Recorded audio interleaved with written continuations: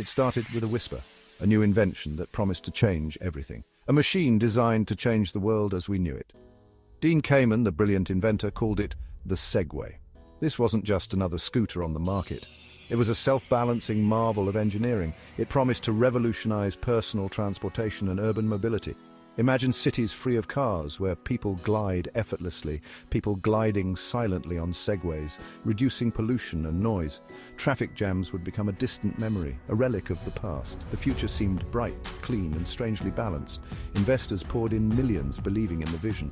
The world waited with bated breath for this revolutionary change. The Segway used cutting-edge technology, pushing the boundaries of innovation. Gyroscopes and sensors worked in harmony to keep it upright. Lean forward to go, lean back to stop. It was that simple. It was simple, intuitive, and even elegant in its design. The media went into a frenzy, capturing every moment. This was the future, arriving on two wheels, or so we thought. The anticipation was palpable. The launch was a spectacle. The air was electric with anticipation, and the crowd buzzed with excitement. Celebrities flocked to try it. Politicians saw photo opportunities. The Segway was everywhere, making headlines and capturing imaginations. But then reality set in. The price tag was steep. Over $5,000 for a glorified scooter. It was a luxury few could afford. Many balked. Then came the regulations. Cities didn't know what to do with it. The debates were endless. Was it a pedestrian, a vehicle? Laws were unclear. The confusion only grew. Sidewalks felt too narrow, roads too dangerous. The Segway fell between the cracks, struggling to find its place. The early adopters were interesting. Tourists used them for sightseeing, gliding through cities with ease. Mall cops patrolled on them, adding a futuristic touch to their rounds. But the average person, not so much. The Segway became a symbol of novelty, not revolution. It was a dream that never quite took off.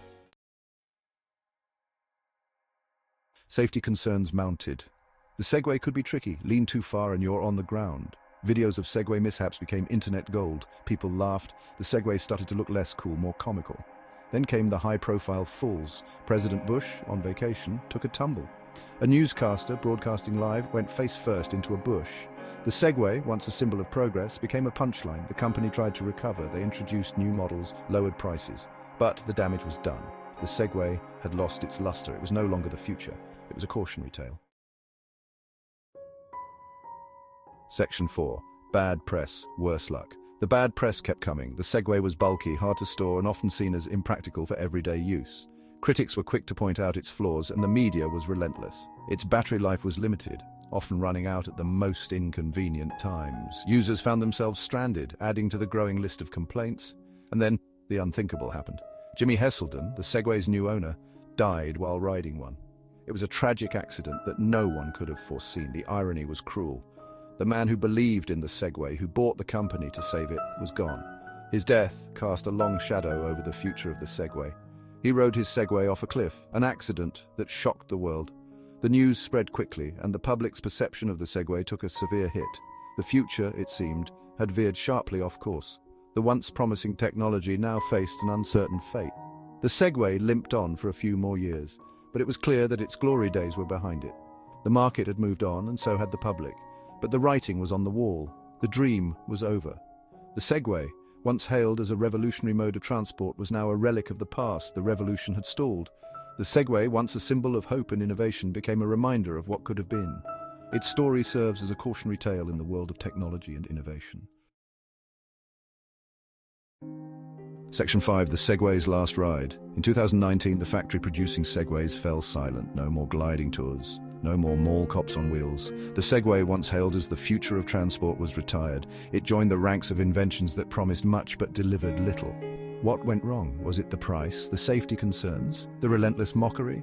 Perhaps it was a combination of factors. The Segway, for all its innovation, simply never found its footing. Section 6. Lessons from a Fallen Giant. The Segway story is a cautionary tale. It teaches us that hype can only take you so far. Innovation without practicality is like a bird with clipped wings. It might look beautiful, but it can't truly soar. The Segway is gone, but its legacy remains. It serves as a reminder that even the most promising inventions can fall, and sometimes the most spectacular failures hold the most valuable lessons. If you want to learn more interesting facts, like and subscribe to the Science and History Archive's YouTube channel.